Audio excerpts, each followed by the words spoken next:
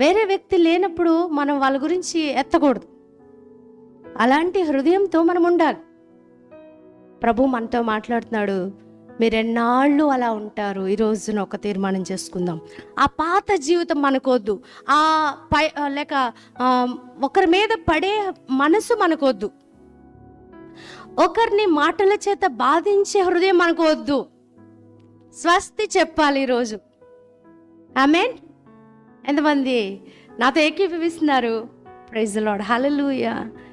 అది మనకి క్షేమమా చెప్పండి? ఇక్కడ దావీదు చెప్తున్నాడు, ఏమంటున్నాడు చూడండి, ఎన్నాళ్ళు మీరు ఒకరిపై పడుదురు?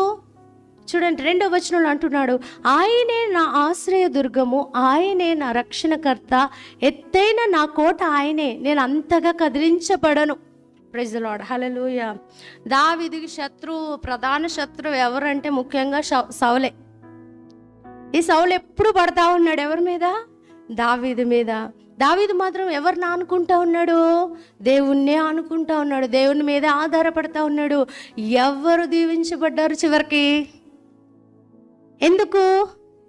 దేవుని మీద ఆనుకున్నాడు, దేవుని మీద ఆధారపడ్డాడు. కానీ సౌలుని ఏమని అన్నాడా?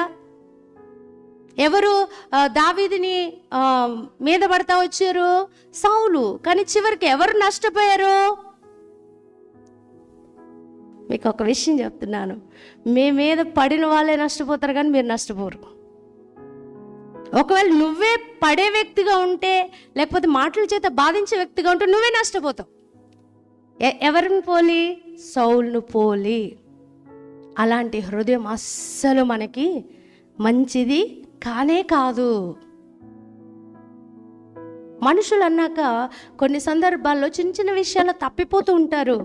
మనం వారిని అర్థం చేసుకోవాలి, వారిని క్షమించాలి, వారిని మనం ఏం చేయాలంటే ఓర్చుకోవాలి. అంతేగాని వాళ్ళ మీద పడకూడదు.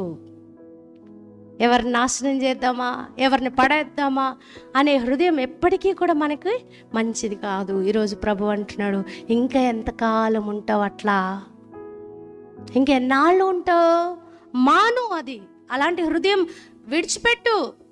అలాంటి మనసు నీలోనికి రానివ్వద్దు ఇంకా అని దేవుడు మనల్ని ఈరోజు హెచ్చరిస్తున్నాడు. చూడండి, దేవుని యొక్క వాక్యంలో ఇంకొక మాట కూడా ఉంది. చూడండి, దేవుని యొక్క వాక్యంలో, దేవుని నామానికి మహిమ కలుగుగాక. ఇర్మీయా గ్రంథం 4వ అధ్యాయం 14వ వచనం, 4వ అధ్యాయం 14వ వచనంలో చక్కగా ఈ మాట రాయబడి ఉంది.